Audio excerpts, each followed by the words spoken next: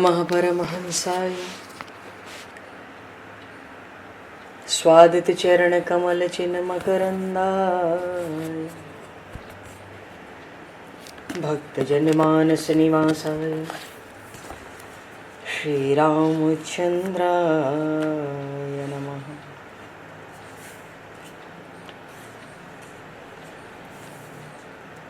वंदे विदेहतनया पदपुंडरीकं केशौरसौरभसमाहत योगिचेतं हन्तुं प्रतापमनिशं मुनिहंससेव्यं सन्मानशालिपरिपीत परागपुञ्जम्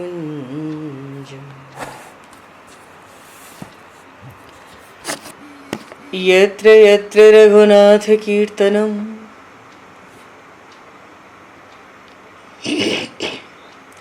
तत्र तत्र कृतमस्तकाञ्जलिं बाष्पवारि परिपूर्णलोचनं मारुतं नमत राक्षसान्तकं कुन्द इंदुसमदेह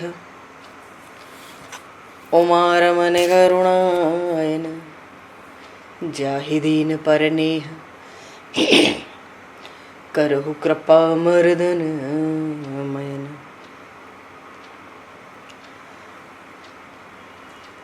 प्रहलाद नारद पराशर पुंडरीक व्यासे अम्बरीश शुक शौनक भीष्म दालभान रुक्मांगद अर्जुन वशिष्ठ विभीषणादीन एतानहं परम भागवतान् नमामि। श्री सीतानाथ समारंभां श्री रामानन्दार्य मध्यमाम् अस्मदाचार्य पर्यन्तां वन्दे गुरु परम्पराम्।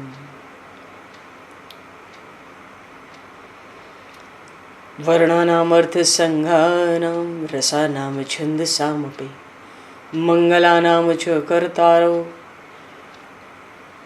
वन्दे वाणी विनायकौ।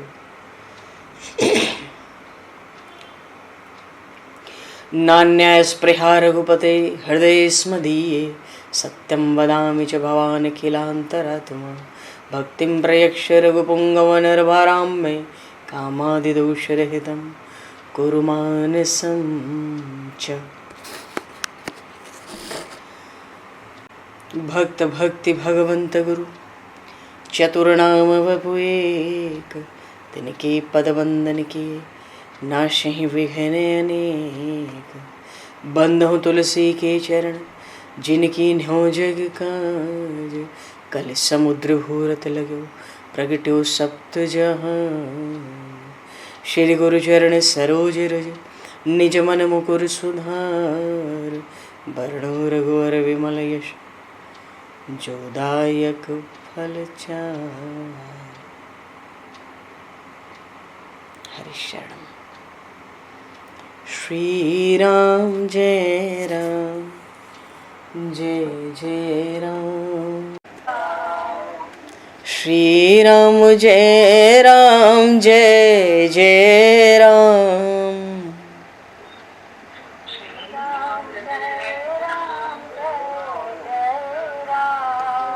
श्री राम जय राम जय जय राम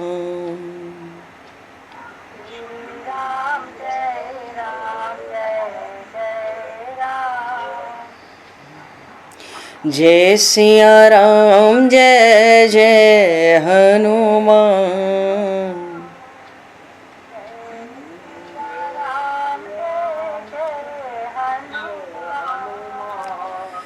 श्री गुरु रामानंद भगवान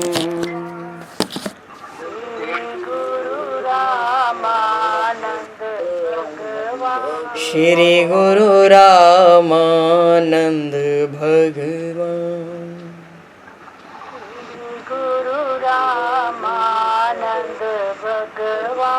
श्री राम जय राम जय जय राम। श्री राम जय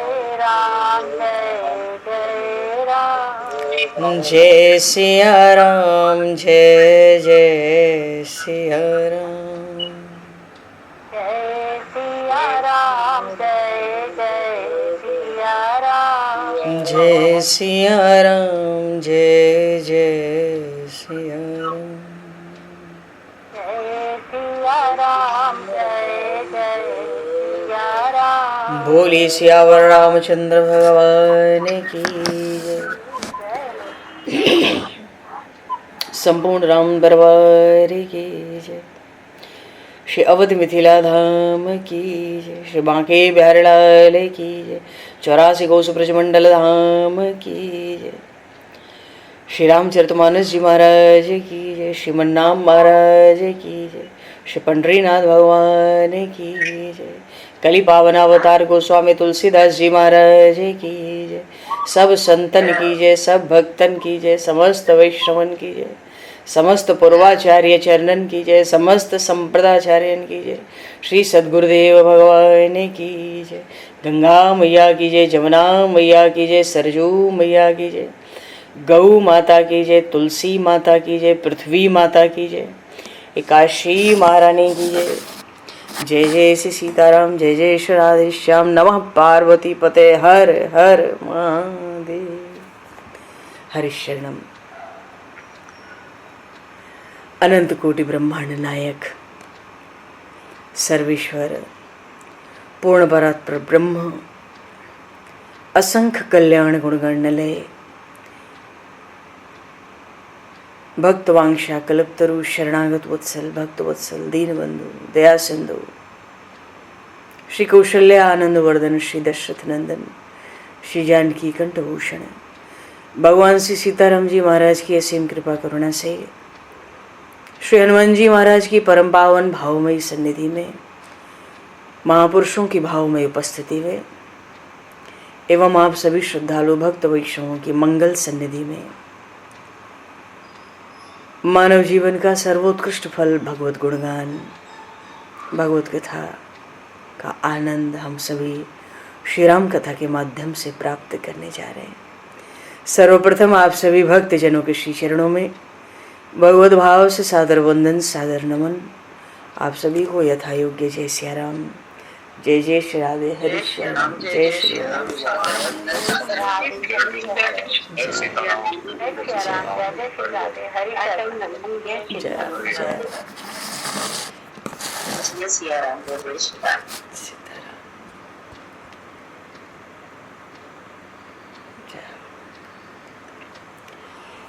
श्री रामचंद्र चरणों मनसा स्मरामि। श्री रामचंद्र चरणों वचसा गृणामि। श्री रामचंद्र चरणों शिरसा नमामि। श्री रामचंद्र चरणों शरणं प्रपद्ये। माता रामो मत्पता रामचंद्रः, स्वामी रामो मत्सखा रामचंद्रः, सर्वस्वं मे रामचंद्रो दयालुर्, नान्यं जाने नैव जाने न जाने। मंगलम कौशलेन्द्रस्य महनीय गुणालये, चक्रवर्ती तनुजाय सार्वभौमाय मंगलम। रामं रामानुजं सीतां भरतं भरतानुजं, सुग्रीवं वायुसूनं च प्रणमामि पुनः पुनः। नमोस्तु रामाय सलक्ष्मणाय दिव्यै च तस्मै जनकात्मजाय। पूर्व प्रसंग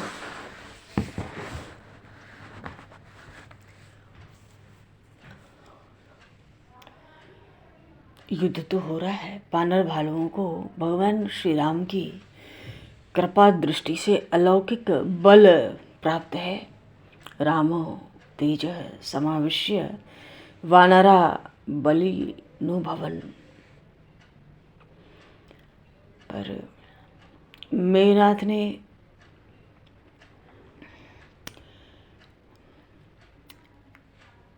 लक्ष्मण जी महाराज पर शक्ति छोड़ी है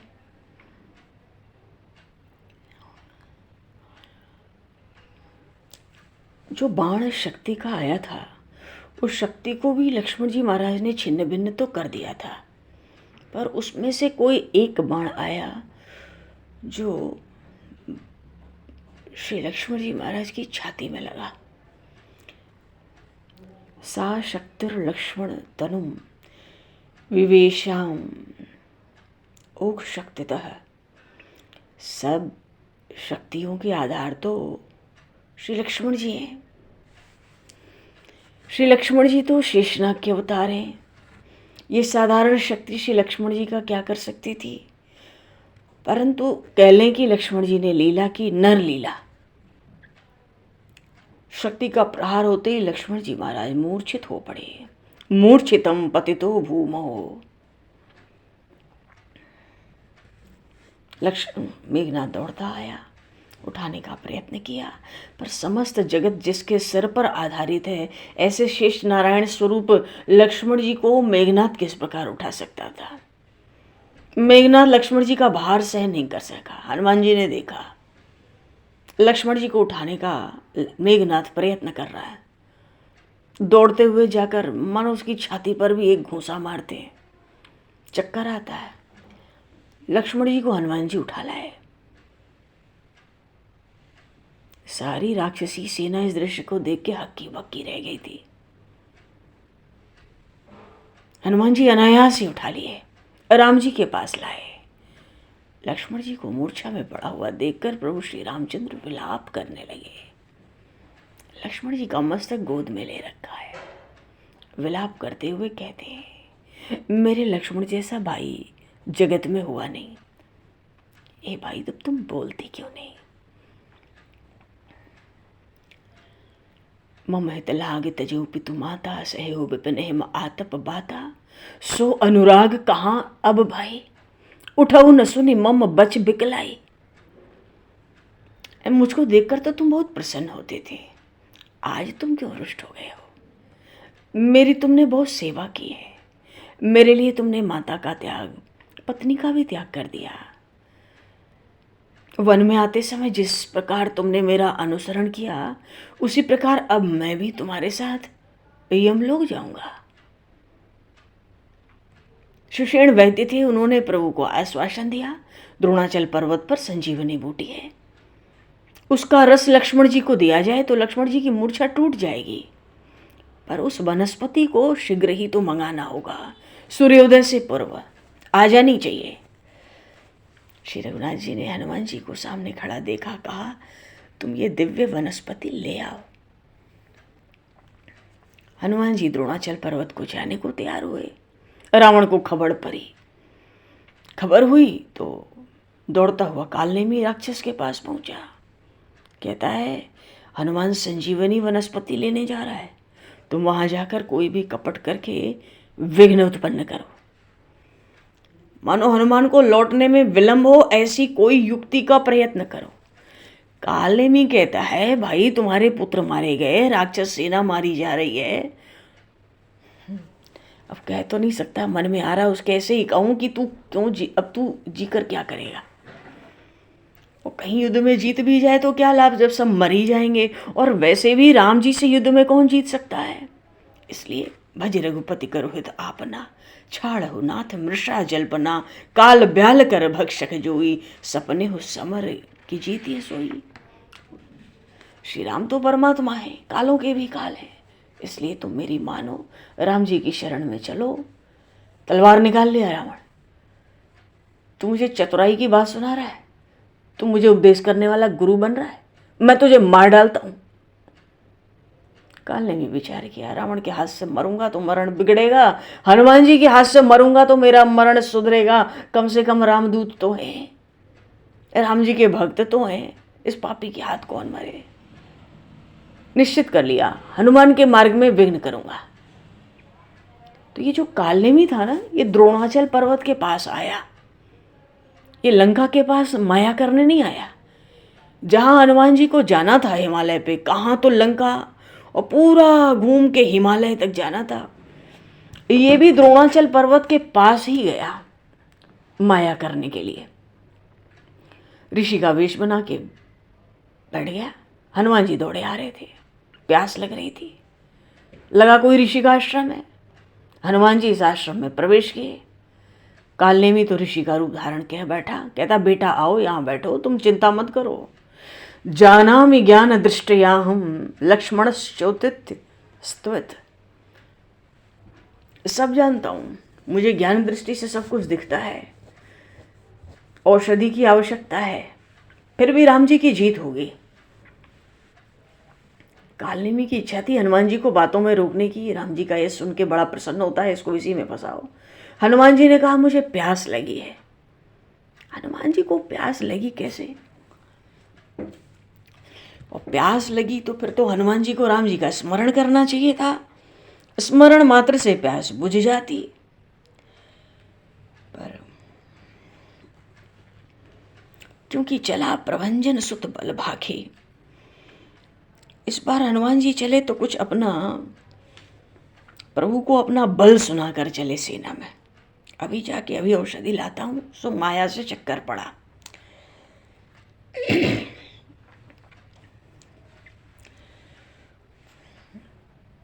वो तो कहने लगे कि भाई कालनेमी,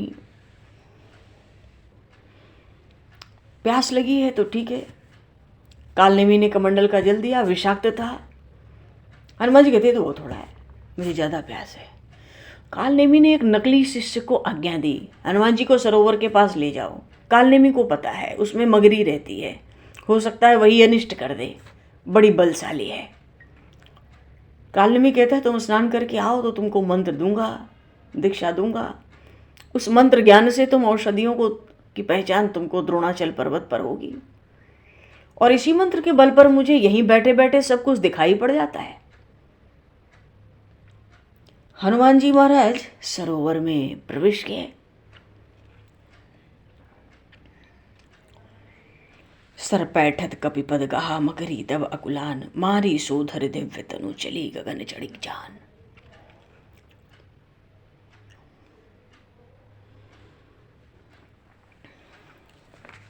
उस सरोवर में एक मगरी थी। हनुमान जी भी तो सोचे, भाई युद्ध का समय है, मैं इतने आवश्यक कार्य के लिए जा रहा हूँ, अब इसके कमंडल का जल पीऊँ तो ठीक नहीं है। सरोवर का जल बिगड़ा नहीं होगा, सरोवर का ही जल पीना चाहिए। हनुमान जी ने बुद्धिमानी से काम लिया, उससे कहा, कमंडल का जल नहीं पीऊँगा, और तुम्हारे इस थोड़े से जल से तो मेरा जो तालू है वो भी गीला नहीं होगा, मुझे जलाशय बताओ। ठीक है, बताया उसने। हनुमान जी ने कहा, आपका बड़ा असीम अनुग्रह है। प्रणाम किए हनुमान जी उसको, सरोवर में चल पड़े। और वहां पे तो एक मगरी थी। मगरी ने हनुमान जी का पैर पकड़ लिया। अच्छा, लगी थी हनुमान जी को प्यास, पर कहता स्नान करके आओ। सर मज्जन करे आतुर आवो, दीक्षा देऊं ज्ञान जे पावो। अब स्नान करने की रात्रि में कोई आवश्यकता तो थी नहीं, रात्रि में स्नान तो करना भी नहीं चाहिए, पर पीना था जल। और इसने कहा, सर मज्जन करी आवो, आतुर आवो, स्नान करके आओ। तो इसको तो मंत्र देना है, दीक्षा देनी है। चलो, हनुमान जी ने सरोवर का जल पिया, स्नान करने के लिए उसमें प्रवेश किए तो एक मगरी थी, पैर पकड़ ली। इसने पूर्व काल में अप्सरा थी और रूप सौंदर्य का अहम बढ़ गया। किसी ऋषि ने इसको श्राप दिया, मगरी हुई। ये भी कहा, रामदूत के चरण का स्पर्श होते ही तुम श्राप मुक्त भी हो जाओगी। उसने व्याकुल होकर हनुमान जी के चरण पकड़ लिए। एक तो उसमें यह था कि शाप की मुक्ति हो जाएगी, हनुमान जी आ गए। दूसरे ये भी बात थी कि हनुमान जी को बता दूं कि ये कालनेमी राक्षस है, महामायावी, ये कोई ऋषि नहीं है, यहाँ अपना समय व्यर्थ ना करो, समय का बहुत अभाव है, आज संजीवनी जड़ी लानी है। बड़ी व्याकुलता बढ़ गई थी क्योंकि हनुमान जी कालनेमी की बातों में आ गए थे। तो हनुमान जी को क्या पता, व्याकुल होकर उस मगरी ने हनुमान जी का पैर पकड़ा। तो एक पैर पकड़ा तो दूसरे चरण से एक भरपूर लात धमक दी उन पवन पुत्र ने उस मगरी के ऊपर, पूरे बल से। उसका मगर का शरीर छूट गया। ऋषि के सांप से मिला था, भगवान श्री राम के दूत का चरण स्पर्श पाकर श्राप मुक्त हो गई, अप्सरा हो गई, आकाश में चली गई, हाथ जोड़कर बोलती है, आपकी पदरज पाकर मैं पवित्र हुई। बोलिए श्री हनुमान जी महाराज की जय। मगरी का उद्धार किया। और ये भी कहती है, ये जो महामुनि बन बैठा है आपको विलंबित करने के प्रयत्न में, ये तो राक्षस काल नेमी है। मुनि न होई यह निश्चर घोरा, मानव सत्य बचन कपि मोरा। हे वानर, आप मेरी बात को सत्य मानो। क्यों कहती है मानव सत्य वचन कपि मोरा? मानो वो सत्य नहीं बोल रहा है, पर मैं सत्य कहती हूं। तो अस कही गई अप्सरा जबहि, निश्चर निकट गयौ कपि तबहि। कह कपि मुनि गुरु दक्षिणा लेहु, पाछे हमहि मंत्र तुम देहु। हनुमान जी तो वही पूरे वेग से निकले। अप्सरा के द्वारा इतनी सूचना मिलना पर्याप्त था उनके लिए। उस असुर के पास आए और बोले, मुनिराज आप मंत्र पीछे देना, मुझे पहले अपने उपयुक्त दक्षिणा स्वीकार करो। तो दक्षिणा भी बड़ी सुंदर दी। सिर लंगूर लपेटी पछारा, निज तन प्रगट से मरती बारा। राम राम कही छाड़ सी प्राणा, पुनि मन हर्ष चले हनुमाना।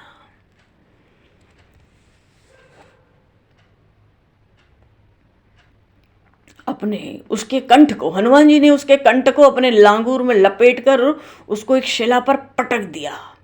मरते समय कालनेमी का अपना रूप प्रकट हो गया। व्याकुल हुआ तो ध्यान छूटा, ध्यान छूटा तो माया छूटी, और उसके मुख से निकला, हा राम हा राम, राम राम कही छाड़े से प्राणा। हनुमान जी बहुत प्रसन्न हो गए। प्रभु के नाम का स्मरण किया, हनुमान जी बड़े प्रसन्न हुए जी। और द्रोणाचल पर्वत पे पूरे वेग से उड़े, क्योंकि वो द्रोणाचल पर्वत के पास में ही था। कुछ क्षणों में वहां से द्रोणाचल तक पहुंच गए हनुमान जी। रात्रि का द्वितीय पहर होगा, मार्ग बहुत दूर था। कहां तो लंका का द्वीप और कहां घूम के जाना था हिमालय। तो पूरा जो शिखर था द्रोणाचल पर्वत का, ज्योतिर्मय औषधियों से जगमगा रहा था। ये बात तो सुषेण ने भी बताई ही थी। मन में आया, इनमें से 4 वनस्पतियां मांगी हैं सुषेण वैद्य ने, विचार कौन सी हैं जो वैद्य ने बतलाई हैं, और हर औषधि की कितनी मात्रा ले जाऊं। उसने कहा था कि अधिक मात्रा में लाना, तुम्हारी तो पूरी सेना ही मरी कटी पड़ी है। वैद्य भी, हनुमान जी सोच रहे हैं, ये वैद्य भी शत्रु के पक्ष का तो है ही, न जाने वहां जाके क्या बात बनावे। कोई भी बहाना कभी भी बना सकता है, उसको अवसर नहीं मिलना चाहिए।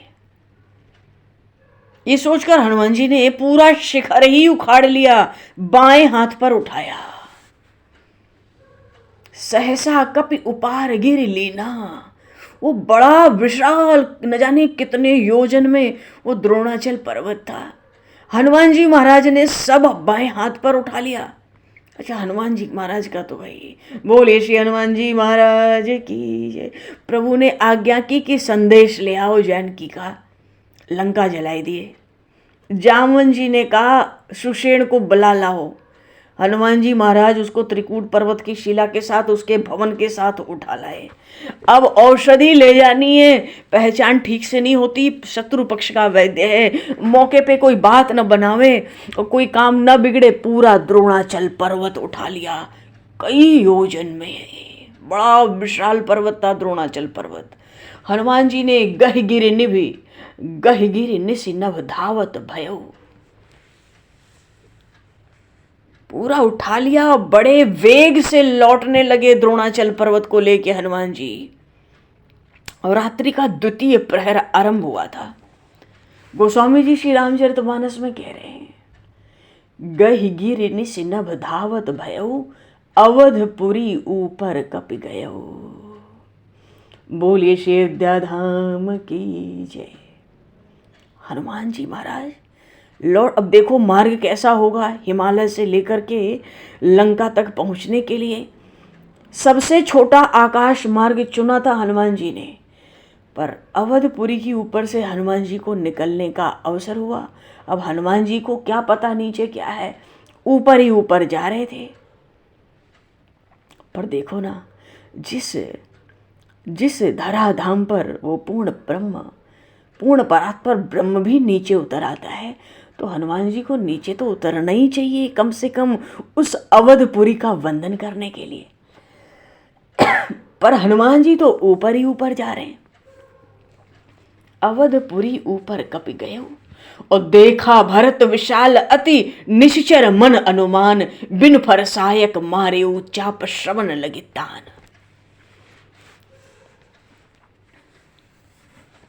श्री भरतलाल जी महाराज, बोलिए श्री भरतलाल जी महाराज की जय। भरतलाल जी महाराज नंदीग्राम में पर्णकुटी में पादुका पूजन पूर्ण करके जप करने चांदनी में आ बैठे थे। उस समय हनुमान जी ने यह कार्य बड़ी शीघ्रता से किया था। अधिकाधिक 10-11 रात्रि के बज रहे होंगे। चांदनी में आ बैठे थे, खुले में। लौटते समय हनुमान जी ने सबसे छोटा मार्ग पकड़ा था। अयोध्या के ऊपर से निकलना था उन्हें।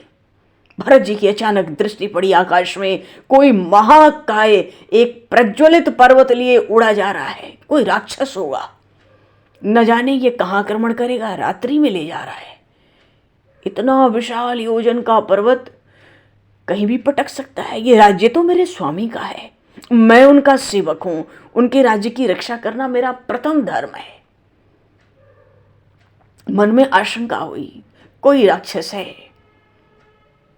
अयोध्या पर हाथ का पर्वत पटक दे सकता है, किसी मुनि आश्रम को भी तो ये ध्वस्त कर सकता है। और कहीं आक्रमण न करना होता तो पर्वत लेकर इतने वेग से क्यों दौड़ा जाता ये। पास में धनुष था, भरत जी महाराज ने धनुष उठाया, जा चढ़ा दी। और अभी थोड़ा सा समय हुआ था, शत्रुघ्न कुमार निकले थे राजभवन की ओर नंदीग्राम से, और बिना नोक का बाण चढ़ाया। एक ऐसा बाण जिसमें आगे नोक नहीं थी।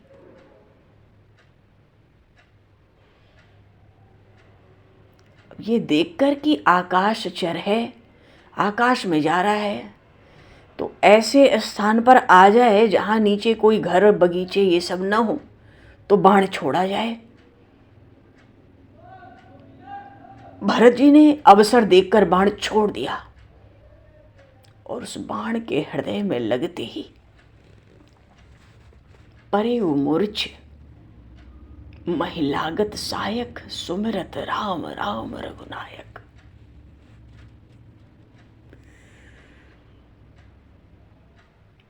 बाण लगते ही हनुमान जी के मूर्छा आ गई। पवन पुत्र ने देखा, अरे, उन्होंने झट द्रोणाचल पर्वत को ऊपर ही रख लिया। क्यों? नीचे अयोध्या है, प्रभु के धाम में ये पर्वत न गिर पड़े। पवन देव ने उस द्रोणाचल पर्वत को आकाश में ही रोक लिया अपनी गति से, और हनुमान जी महाराज बड़ी ऊंचाई से मूर्छित हो गए। हा राम जय श्री राम करते पृथ्वी पर गिरे। बड़ी आवाज भी हुई और तड़पने लगे हनुमान जी। भरत जी ने दूर से सुना, राम श्री राम, राम श्री राम। धनुष फेंका और दौड़े। निश्चित हो गया, ये जो गिरा है वो मेरे स्वामी के नाम का उच्चारण करता है। धनुष फेंककर दौड़े। ये राम नाम लेकर गिरता हुआ प्राणी कौन है? मैंने इसे कैसे मार दिया? अरे, मुझसे तो भक्तापराध हो गया। सुन प्रिय बचन भरत तब धाये, कपि समीप अति आतुर आए। बिकल बिलो के कीस उरलावा, जागत नहीं कछु भांति बहु भांति जगावा।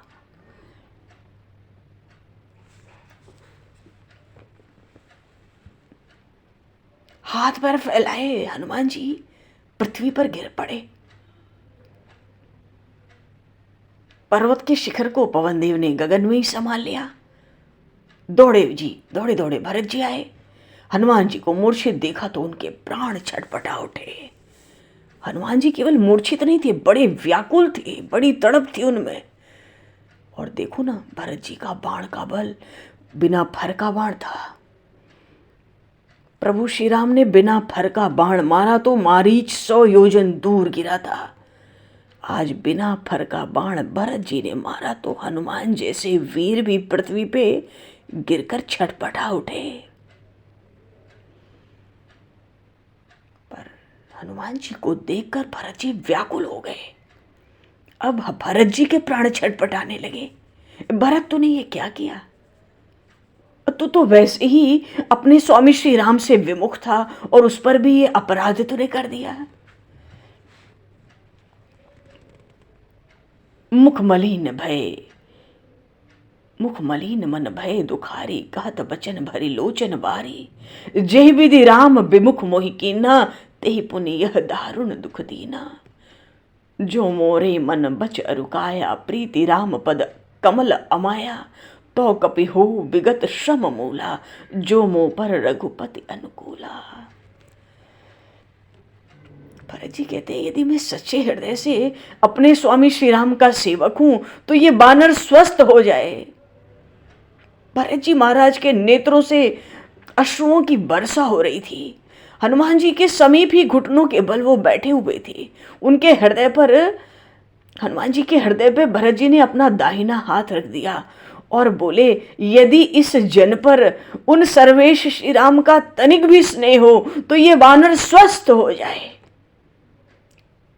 हनुमान जी ने नेत्र खोले, उठ बैठे, जय श्री राम, जय श्री राम। बोलिए श्री भावमूर्ति भरत जी महाराज की जय। भरत जी को देखा हनुमान जी ने, अचानक बोल पड़े, मेरे अनंत दयाधाम स्वामी आप कौन है? हनुमान जी न तो कभी अयोध्या गए थे, न किसी से मिले थे कभी, तो दया के धाम स्वामी क्यों कहा? उनके स्वामी तो श्री राम है, एकमात्र स्वामी। इसलिए हनुमान जी ने कहा कि बाण तो लगा था वो पता है, पर मुझे चेतना जिसने दी उसका बड़ा आभार। वो तो दया सिंधु है, क्योंकि मुझे लक्ष्मण जी महाराज के लिए जाना है, लंका पहुंचना है। इसलिए उन्होंने कहा, दया के धाम, अनंत दया धाम, मेरे स्वामी आप कौन है? भरत जी ने कहा, भद्र, मैं चक्रवर्ती महाराज दशरथ का द्वितीय पुत्र श्री राम का अनुज भरत हूं। अपना परिचय देकर भरत जी कहते हैं, मुझसे अनजाने में अपराध हुआ। यदि तुम मुझे क्षमा कर सकते हो तो अपना परिचय देके मेरे कानों को, श्रवण को पवित्र कर दो।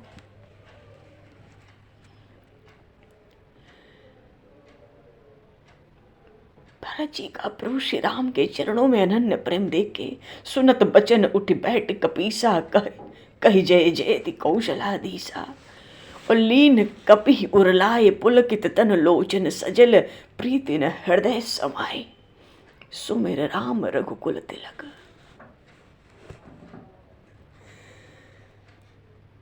हनुमान जी ने भी परिचय दिया, मैं श्री राम का सेवक पवन पुत्र हनुमान आपके श्री चरणों में प्रणाम करता हूं। बड़ी शीघ्रता से जब भरत जी का नाम सुना, बड़ी शीघ्रता से हनुमान जी उठ खड़े हुए और भरत जी के चरणों में प्रणाम करते हैं और कहते हैं भरत जी से, प्रभु आपके दर्शन करके ये बानर आज पवित्र हो गया।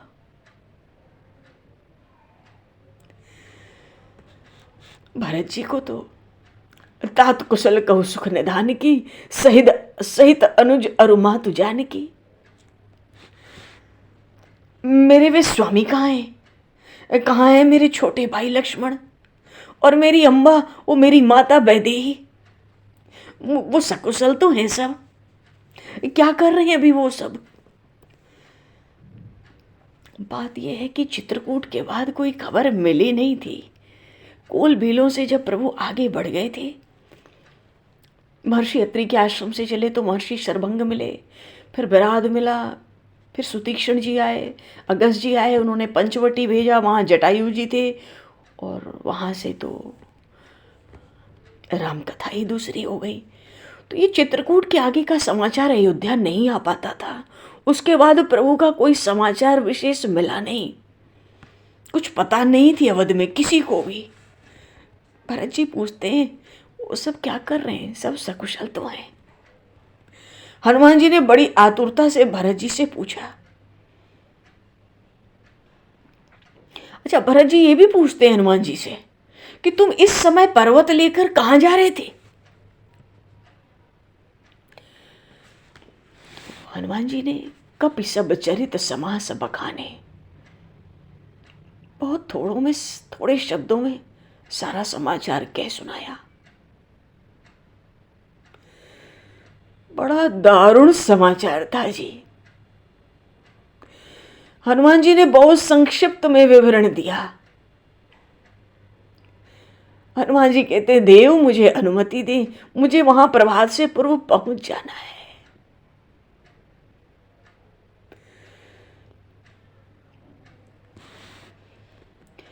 भरत जी बड़े व्याकुल हुए, भय दुखी मन महु पछताने। देव मैं कत जग जायूं, प्रभु के एक काज न आयूं। जान को अवसर मन धरि धीरा, पुनि कपि सन बोले बलबीरा।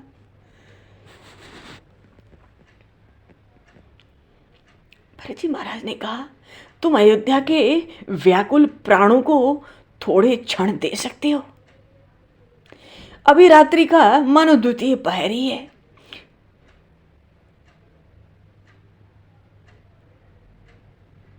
तुम संजीवनी बूटी ले चुके हो, पूरा मार्ग पार करके आ गए हो, पर्वत ले लिए हो, और लगभग 1/3 मार्ग भी तुम लौट चुके हो। मानो भरत जी ने विनय के स्वर में कहा, माताएं मुझे कैसे क्षमा करेंगी यदि मैं तुम्हें उनसे मिलाए बिना चले जाने दूं। हनुमान जी गदगद हो गए। आज तो लगता है अयोध्या में सबके दर्शन हो जाएंगे। हनुमान जी ने झटका, प्रभु मेरे स्वामी, मैं भी उनके पूजनीय चरणों का वंदन करके अपने को कृतार्थ मानूंगा।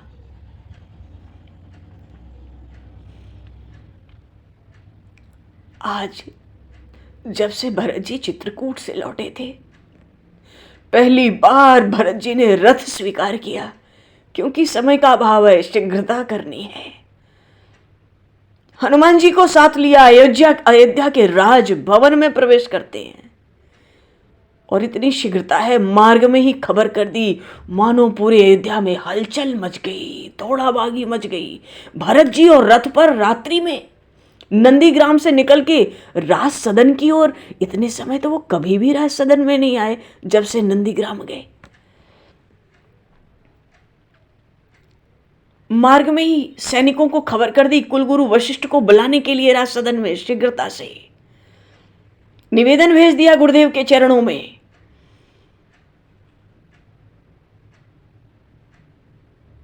अयोध्या की जो राजसभा है, मणियों के दीपक से नित्य ही प्रकाशित रहती थी, प्रज्वलित रहती थी। आज वो प्रकाश मानो विशेष जगमगा उठे। माताएं पधारी, उनके साथ राजसदन की तीनों पुत्र वधुएं भी उनके साथ पधारी। महर्षि वशिष्ठ आए। शत्रुघ्न कुमार ने समाचार देकर नगर के सम्मानित जन जितने थे, मंत्रियों को, प्रजा के प्रतिनिधियों को, सबको बुला लिया। हनुमान जी ने सबको प्रणाम किया। थोड़े शब्दों में प्रभु श्री राम का समाचार, और जी समाचार भी क्या सुनाया।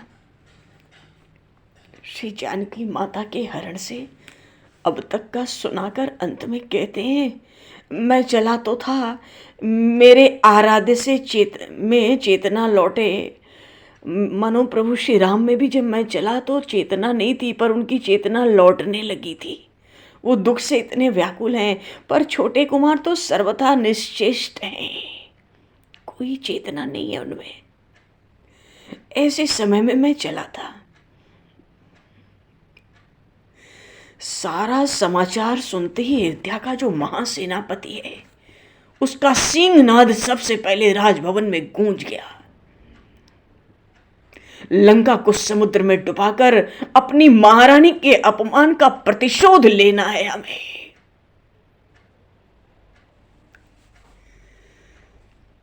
भरत जी की ओर देखकर उसने कहा, कुमार आप मुझे आज्ञा दें, हम अभी प्रयाण करेंगे, हम अभी प्रस्थान करेंगे। महासेनापति शंख उठाकर मुख से लगाने वाले थे, अधरों से लगाने वाले थे। उसके पहले शत्रुघ्न कुमार की ओर देखा, उन्होंने भरत जी की ओर देखा। अनुमति तो मिलनी चाहिए, पर जहां गुरुदेव उपस्थित हैं, भरत जी कोई धृष्टता तो नहीं कर सकते। अयोध्या के परम संचालक तो वो ही है ना, महर्षि वशिष्ठ स्वयं उपस्थित है। तो स्वाभाविक है भरत जी भी तो उनकी अनुमति की अपेक्षा करेंगे ही। पर सबसे पहले माता सुमित्रा बोल पड़ी सबके बीच में, शत्रुघ्न तुम्हें किसकी अनुमति चाहिए? बड़ा ओजस्वी स्वर था उस राजभवन में।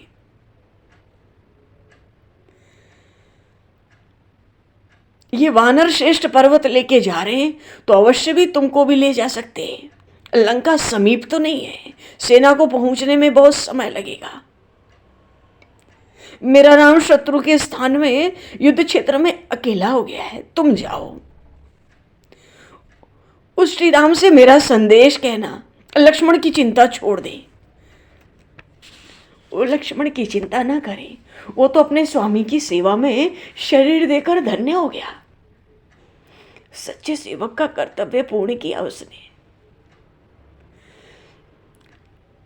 सेवक का कर्तव्य पूर्ण करके युद्ध की भूमि में समरशैया ले ली उसने। तो स्वामी के लिए, ऐसे योद्धा के लिए रुदन करना शोभा नहीं देता, राम से कहना। और ये भी कहना, राम को अपने शत्रु रावण का शमन करके, मर्दन करके मेरी वधू सीता को लेकर अयोध्या लौटना चाहिए शीघ्र। माता कौशल्या व्याकुल हो गई।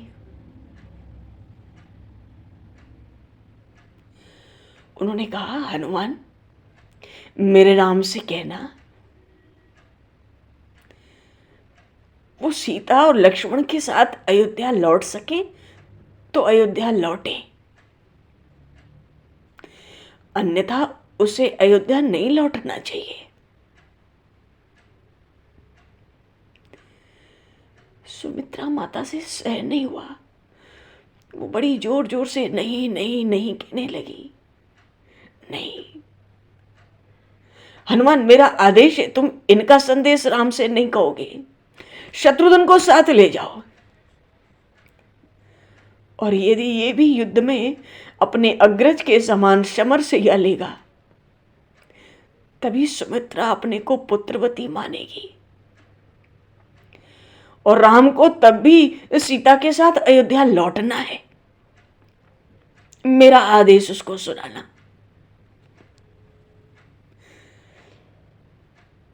इतने में बड़ा गंभीर ओजस्वी स्वर प्रकट हुआ। स्वर कहां से आ रहा है किसी को पता नहीं पड़ी। हनुमान जी तो चौंक गए। किसी ने कहा, माता आप सब मुझे लज्जाहीन होकर बोलने के लिए क्षमा करें। हनुमान जी सोचे, इतनी ओजस्विता किस स्वर में है, ये स्वर कहां से प्रकट हुआ। हनुमान जी इधर उधर देखने लगे, अरे ये कौन है। उन्होंने देखा जैसे भगवती सीता की ही दूसरी मूर्ति तनिक घूंघट होकर के अपने स्थान से उठ खड़ी हुई थी। उनको देखते ही हनुमान जी महाराज ने पृथ्वी पर मस्तक रखकर उनको प्रणाम किया।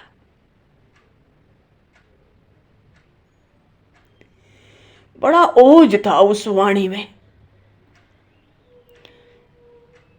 ये है उर्मिला जी, सबके बीच में कहती है, मेरे स्वामी को कुछ नहीं हुआ है, उनको कुछ हो भी नहीं सकता। आप लोग देखते नहीं मेरी इन चूड़ियों को, मेरे ललाट के सिंदूर के बिंदु की उज्ज्वलता आभा कैसी खिली हुई है। जब तक उर्मिला स्वस्थ है, जब तक उर्मिला जीवित है, तब तक इसके आराध्य को कुछ हो कैसे सकता है।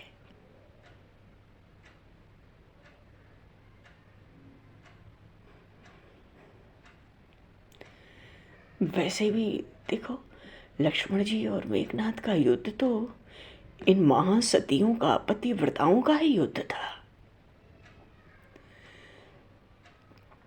तो मेघनाथ को मारने वाला दूसरा कोई था नहीं।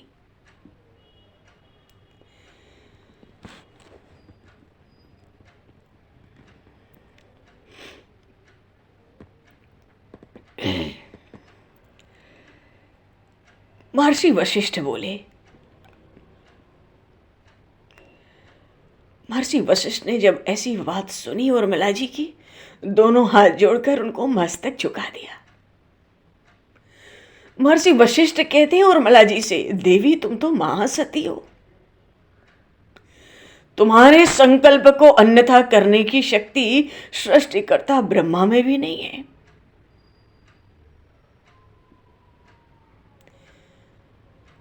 तुम्हारे पास दूसरा कुछ भी न हो तो भी लक्ष्मण तुम्हारे सतीत्व के तेज से ही सुरक्षित है। उनके ऊपर आघात करने वाला अज्ञानी, उसने अपनी आयु समाप्त कर ली है। अब वो दूसरा सूर्यास्त नहीं देख सकेगा। बोलिए श्री वशिष्ठ जी महाराज की जय। इस वाणी को सुनकर हनुमान जी का हृदय नाच उठा। अरे ये तो ब्रह्मा के प्राण से प्रकट है। महर्षि वशिष्ठ, इन्होंने मेघनाथ की आयु यहीं से ले ली। मेघनाथ के जीवन में एक दिन शेष बचा है। प्रसन्न हो गए हनुमान जी भीतर से।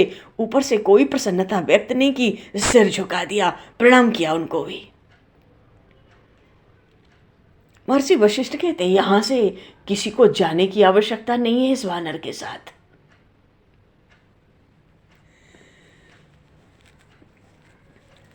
उस दशग्रीव की विजय का संपूर्ण सुयश वत्स श्री राम को ही प्राप्त होने दो।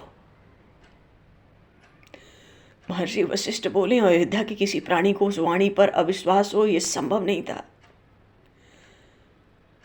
हनुमान जी को भी लगा ना, सृष्टिकर्ता के पुत्र ने इंद्रजीत की आयु तो समाप्त कर ही दी, और रावण के जीवन के जो दिन बचे हैं वो भी बताया, बहुत थोड़े दिन बचे हैं।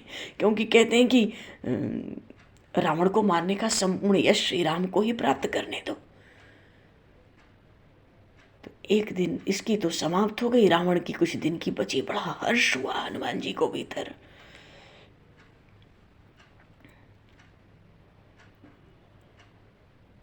उधर महर्षि वशिष्ठ कहते हैं, थोड़े प्रसन्न होकर कहते हैं, अरे तुम सब यहाँ क्यों भूलते हो, श्री राम के वनवास की अवधि समाप्त होने वाली है।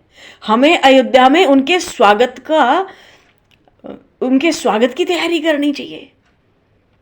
स्वागत का कार्य आरंभ होना चाहिए। तो महासेनापति तो शंख लिए थे, शंख बजाएं और लंका चलें युद्ध करने। उनको लगा, अरे इस बात की ओर तो हमने ध्यान ही नहीं दिया कि श्री राम के वनवास की अवधि पूर्ण होने जा रही है, उसके स्वागत की भी तो तैयारी होनी चाहिए। हनुमान जी ने पृथ्वी पर मस्तक रखकर सब माताओं को, कुल की वधुओं को, शत्रुघ्न कुमार को, भरत जी महाराज को प्रणाम करके महर्षि वशिष्ठ के चरणों में मस्तक रखा। तो महर्षि वशिष्ठ ने भी अपना पूरा दाहिना हाथ फैलाकर हनुमान जी को आशीर्वाद दिया, विजयी भव,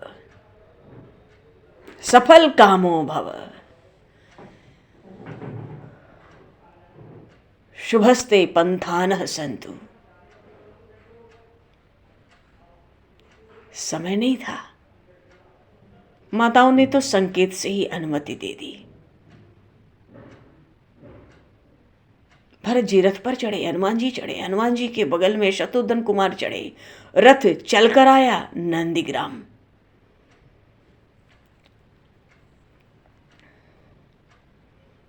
भरत जी ने कहा, पवन कुमार, हमने तुम्हारा पर्याप्त समय नष्ट कर दिया। तुम्हें बहुत दूर जाना है। तुम पर्वत को लेके मेरे बाण पर बैठ जाओ, मैं तुम्हें अभी लंका पहुंचाए देता हूं। बोलिए श्री भरत जी महाराज की जय। तात घर हुई है तू ही जाता, काजु नसाई है होत प्रभाता, चढ़ मम सहायक शैल समेता, पठमम तो ही जहां कृपा निकेता। और हनुमान जी ने जब सुना कि ये तो कहते हैं मेरे बाण पर बैठो अपना द्रोणाचल पर्वत लेके, अभी तो मैं झट पहुंचा देता हूं प्रभु के चरणों में, तो सुन कपि मन उपजा अभिमाना, मोरे भार चले कि मैं बाना। देखो पहले जब हनुमान जी चले तो बल का भाषण करके चले, चला प्रभंजन सुत बल बाकी, तो कालनेमी मिला पहली बाधा, वो मगरी मिली दूसरी बाधा, तीसरी बाधा भरत जी का बाण लगा, व्याकुल होकर झटपटा कर नीचे गिरे। और फिर इतना बल भाषण करके न चलते तो शायद ये बाधाएं आई नहीं होती मार्ग में। और अब जब भरत जी कहते हैं चढ़ मम सहायक शैल समेता, पठमऊ तो ही जहां कृपा निकेता, ये क्यों कहा भरत जी ने? क्योंकि थोड़ा समय ले लिया हनुमान जी महाराज का राजभवन में। हनुमान जी को फिर लगा मेरा इतना भार है, द्रोणाचल पर्वत को तो भले ही ये बाण से पहुंचा दे, मेरा इतना भार है, मेरा इतना भार क्या इनका बाण सहेगा? मोरे भार चली कि मैं बाना। फिर तुरंत हनुमान जी सावधान हो गए। आरंभ में बल का भाषण करके चला था तो संकट उत्पन्न होते गए, भीतर ही भीतर एकदम सावधान हो गए। तुरंत जैसे ही मन में बात आई, सुन कपि मन उपजा अभिमाना, मोरे भार चले कि मैं बाना। फिर उन्होंने भीतर से सोचा, अरे जिनके भाई के बाण धनुष पर चढ़ते ही समुद्र खौल उठा था, ये उन्हीं मेरे स्वामी श्री राम के तो भाई हैं। इनके बाण से मैं झट लंका पहुंच जाऊं तो क्या बड़ी बात होगी। हनुमान जी तुरंत सावधान हो गए इस बार। फिर उन्होंने सोचा, जिनके बड़े भाई के एक बाण से मारीच जैसा राक्षस 100 योजन दूर गिरा था, पर इनके बाण के प्रताप से तो मुझ महावीर हनुमान को भी इन्होंने मूर्छित करके गिरा दिया, बिना फर का बाण। इन भरत जी के बाण का कैसा अद्भुत विलक्षण प्रभाव है। फिर हनुमान जी ने सोचा, अरे बात तो यह है कि जिन प्रभु श्री राम के प्रताप से मैं इतना बल प्राप्त करता हूं, उन्हीं प्रभु के प्रताप से भी तो ये भी बाण छोड़ते होंगे, तो इसमें क्या आश्चर्य है। राम प्रभाव विचारी बहोरी, बंदी चरण कह कपि कर जोरी। जब हनुमान जी ने देखा कि भरत जी का कैसा बल, कैसा प्रभाव है इनका, आखिर तो इन्होंने ही बिना फर के बाण से मुझे इतनी ऊंचाई से नीचे गिराया, तो चरण बंदी कह कपि कर जोरी। हनुमान जी ने हाथ जोड़े और भरत जी महाराज के चरणों की वंदना की।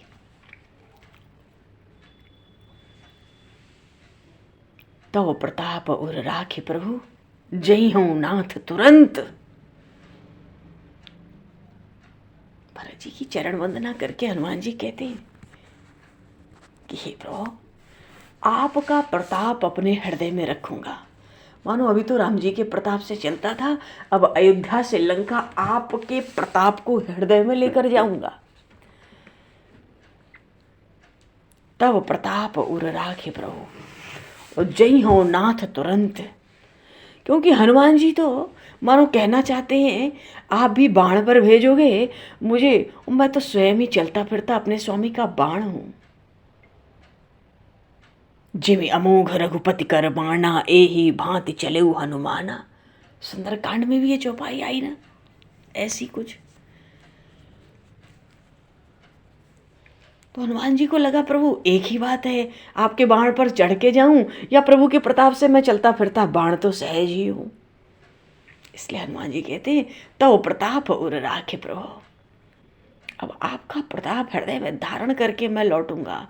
जय आऊं नाथ तुरंत, माने अब आप तो विश्राम करो, मैं तो तुरंत लौटूंगा। भरत बाहुबलशील गुण प्रभु पद प्रीति अपार। गदगद हो रहे हैं हनुमान जी भरत जी महाराज के भुजाओं का बल देखकर, उनका शील देखकर, उनके गुण और प्रभु श्री राम के चरणों में उनकी जो अपार प्रीति है उसको देखकर बड़ी भारी प्रशंसा सराहना वंदन करते हुए हनुमान जी गदगद हो रहे हैं हाथ जोड़ के भरत जी महाराज के आगे। बोलिए शिवाहु मूर्ति भरत लाल जी महाराज की जय। श्री हनुमान जी महाराज की जय।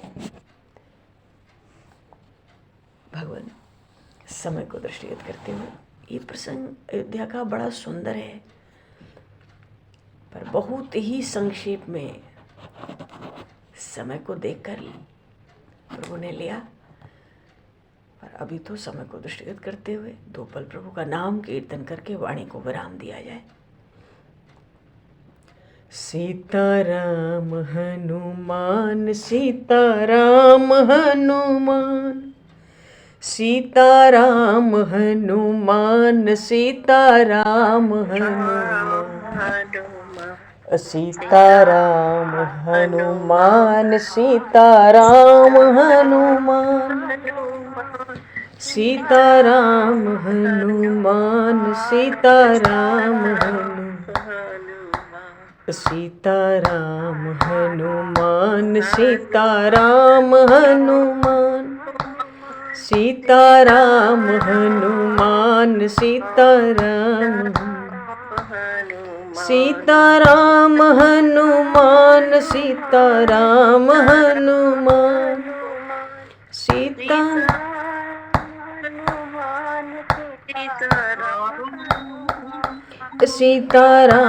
हनुमान सीताराम हनुमान, सीताराम हनुमान सीताराम, सीताराम हनुमान सीताराम हनुमान, सीताराम हनुमान सीताराम। बोलिए सियावर रामचंद्र भगवान की जय। भगवान समय को दृष्टिगत करते हुए आज ही परवाणी को विराम। वाक्य पुष्पांजलि प्रभु के श्री चरणों में सादर समर्पित। आप सभी को भी यथा योग्य जय सिया राम, जय जय श्री राधे हरि शरणम, जय श्री गुरु महाराज, जय हो जय हो, जय सिया राम।